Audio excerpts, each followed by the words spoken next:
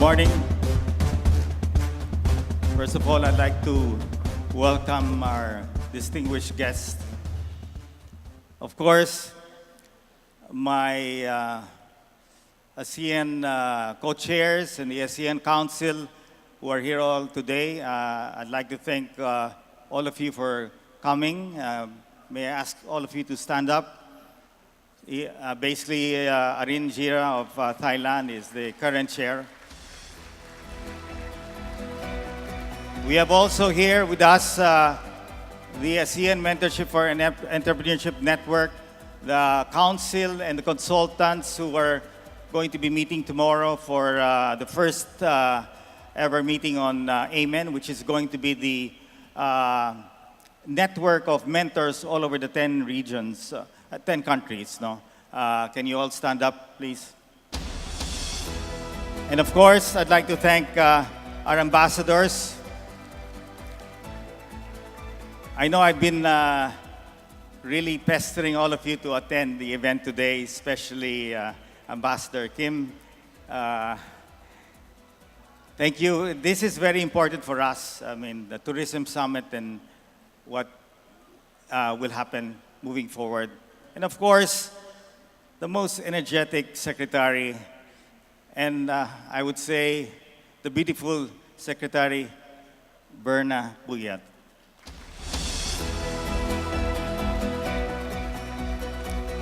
And my fellow entrepreneurs from the private sector who are here, and many of the mentors with us today, over 300, and many of those in government, enablers who are going to make this a reality. Thank you for coming, and I hope you absorb whatever will be shared with you today. And of course, the students from the different universities taking tourism, HRM, culinary. This is definitely a great platform for you, tourism, a great future, so learn. And you eventually can be a successful employee, a successful entrepreneur one day. Definitely, the Philippines is a lot of fun. And a couple of weeks back, I shared with the President my vision on how we can really create greater prosperity in the Philippines.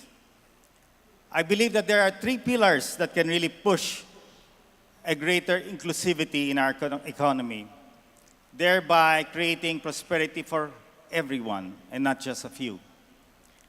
Tourism, agriculture, and digitalization are these 3 pillars that I feel must happen. With all our resources, we must focus on these areas. And today we have the Tourism Summit.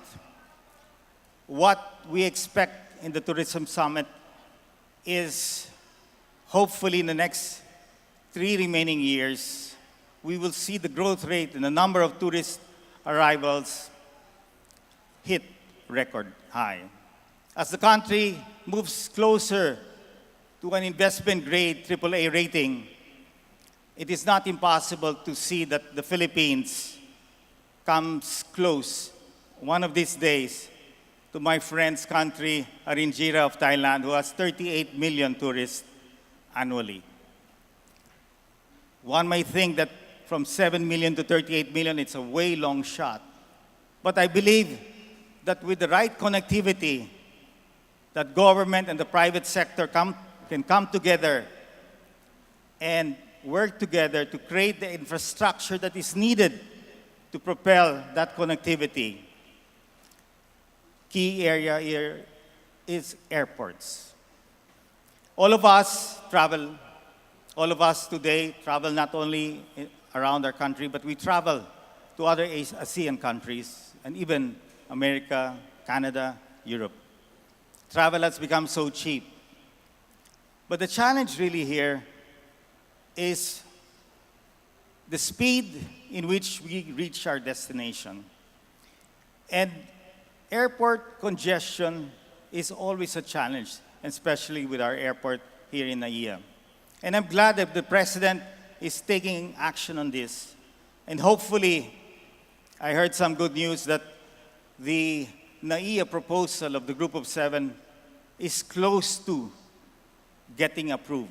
Still a long way, but the public-private partnership to develop a key airport in Metro Manila is a must for us to see the tourism boom. Cebu, which is run now by the Megawide Group, I think Edgar Saavedra, the CEO today, is with us. Cebu then is now the hub, basically, of the Visayas and Davao, Mindanao area. Clark, a potential airport which is now running, and I'm told it's run and operated with the Apoitis and Gotianum families. So the private sector, together with government, can definitely create the access. The access to airports, the access to ports are critical. And from this, many opportunities come. Basically, you'll see more hotels, and I'm told over 100 hotels are being built as we speak. A lot of Filipinos are getting into this space. But for many other simple entrepreneurs who don't have the capital, basically a bed and breakfast is something that they can start. And many are starting this, in fact. There are digital platforms that allow many entrepreneurs to market not only their bed and breakfast or their hotels today, but even the souvenirs, and with the access in the internet of applications like TripAdvisor, etc., the access to even tour guides are readily available. The Philippines has so much potential. I love the Philippine Islands. I've been going around the islands for the last 15 years in a dive boat. Last week, I was fortunate to bring my children to South Africa. And I was amazed at what South Africa is able to give and attract people, basically using the wildlife as their strength.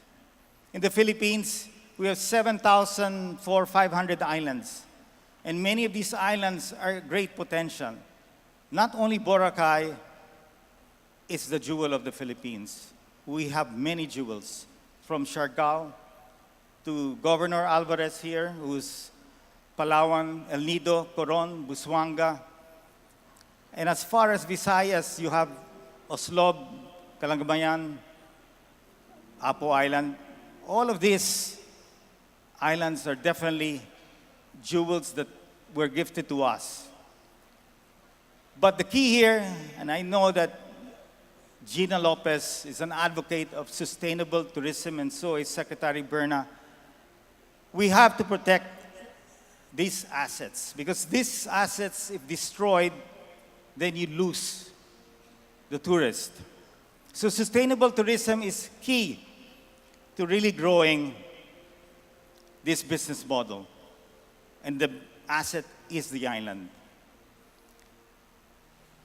It's a long way forward, and there are challenges.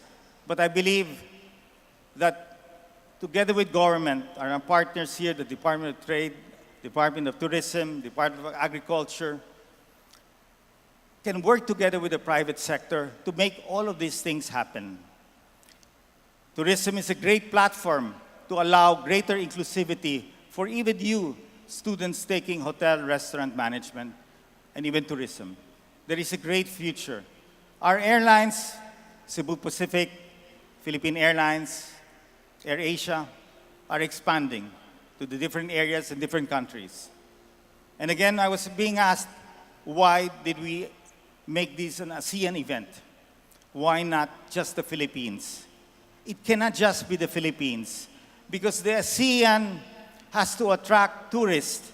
Because when you go to America, you just don't go to San Francisco or LA. You go to multi-states since you're there already. When you go to Europe, you just don't go to Italy, you don't go to Spain. You go to as much cities, countries. When you go to Africa, you just don't go to South Africa. You go to other African nations.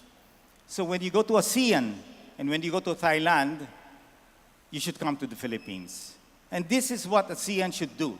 As 10 nations who've been at this for the last 51 years today, we have to work together to help each of our countries prosper. And Thailand and Malaysia lead that area with the number of tourists. And I'm glad that its chairman and his council are here today. And we are all fully committed to really make the ASEAN a powerhouse in tourism and eventually benefit everybody. So again, I'd like to congratulate also the students for coming here today and those that are watching on Facebook. You all have a future in life, believe me. We are here from the private sector and government to definitely provide that structure that will allow you to succeed like many of us entrepreneurs have succeeded. It's now our turn to give back. And today's event is a private sector initiative to give back, to teach, to mentor, and guide you through your journey in life. Maraming salamat.